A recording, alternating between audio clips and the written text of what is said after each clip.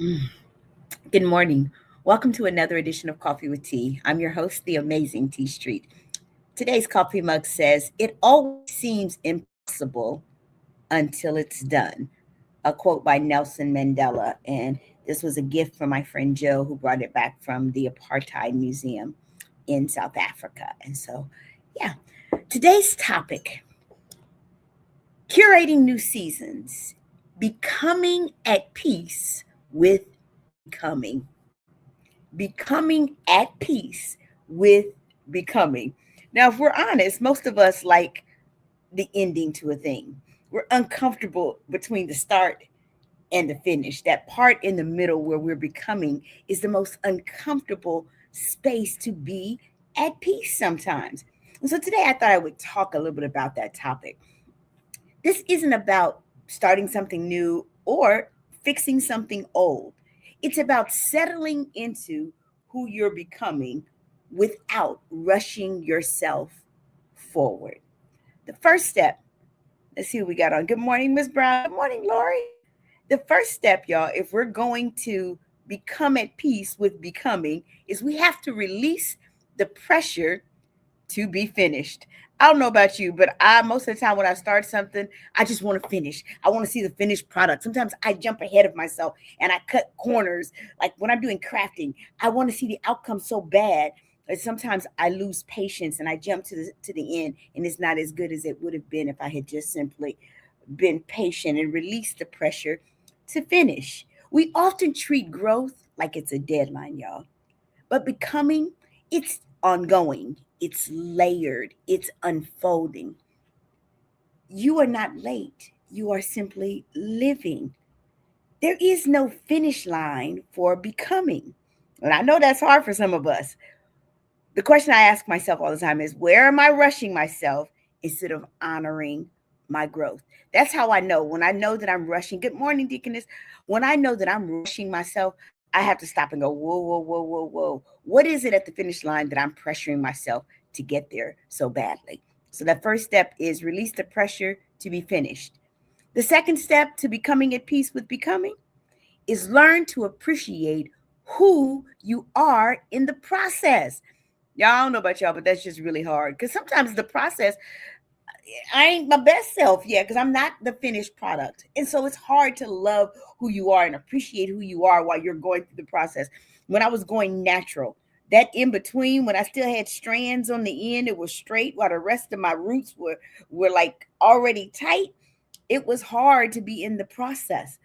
It's easy to admire who you used to be or for you to really get excited about who you want to become. But this season invites you to value your present self, your current capacity, and your right now wisdom. And that may not look whole or complete to you yet. Self acceptance strengthens sustainable growth. When you just accept who you are right now and you're learning in that process, it will be the thing that helps to sustain you in the long run. You don't have to become someone else to be worthy today. You don't have to become the next you or somebody else for you to be worthy today. I hope that, I don't know about y'all, but that blessed me when I realized that piece that who I am right now is more than enough. And it doesn't mean that I have to stay here, but it just means I have to appreciate where I am. And finally, the third step, let peace be a measure of your progress. Y'all, this one gonna hit you deep. It's gonna hit you a little hard because it hit me. I was like, woo. How do you know that you are becoming at peace with becoming? Because peace becomes the measuring stick. It becomes the litmus test for if you are truly comfortable in becoming, in the becoming phase of who you are. Success isn't always a louder movement. Sometimes it's quieter confidence. Progress can look like less anxiety, clearer boundaries, greater ease. I'm chill. And when you say you chill, really being chill. Good morning, Tiffany. Really being chill. That right there, y'all, that's a different kind of thing. You'll know that you are becoming at peace with becoming when peace becomes your litmus test. Peace is evidence of your alignment, of becoming. It's evidence that you are truly becoming when you are at peace. If your growth costs you your peace, it's too expensive. I said it. If your growth costs you your peace, your growth is too expensive. And real growth should not cost you your peace. It should be a part of the process of growing, is that you have some peace in it. So as you sip on your life today, remember this: becoming doesn't require urgency, it requires presence in the moment. Honor your pace. Trust your unfolding. Trust that how you're unfolding is how it's supposed to be, and choose peace. This season isn't asking you to arrive, it's simply inviting you to be. Good morning, Wendy. There it is.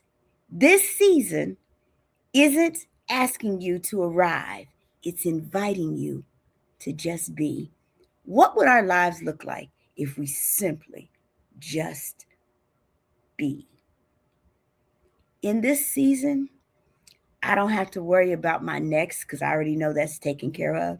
And so relaxing in who I'm becoming in this third of my life, y'all, it has given me a peace that I didn't even know was possible. So I came by to tell someone today, while you're curating this new season, become at peace with becoming.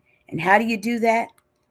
Release the pressure to be finished, learn to appreciate who you are in the process, and let peace be the measure of your progress.